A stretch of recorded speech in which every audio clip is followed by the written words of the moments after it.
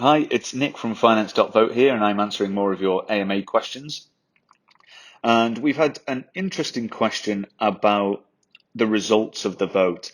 The question is, what does finance.vote intend to do with the results of the vote?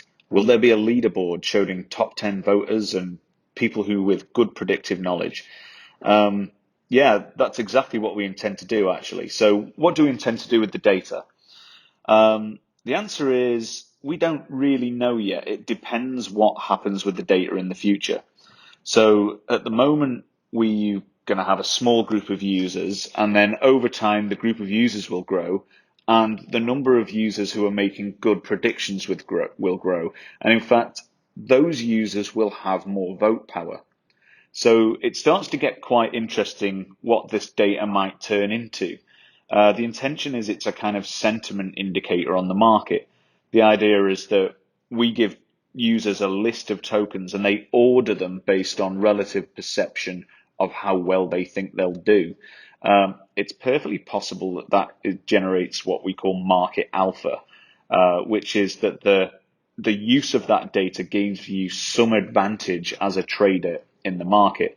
Now that could be really valuable.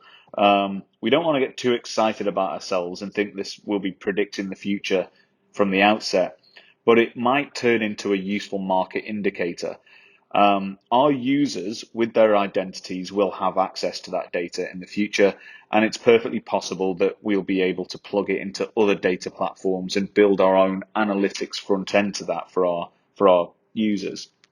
In terms of the leaderboard, we're going to introduce and build out a social trading functionality in this. So the identities will be sorted by a rank. We'll know exactly who the best performing identities are in the system, and that we'll find ways of making that very public and kind of exciting and an interesting thing to play with in the future.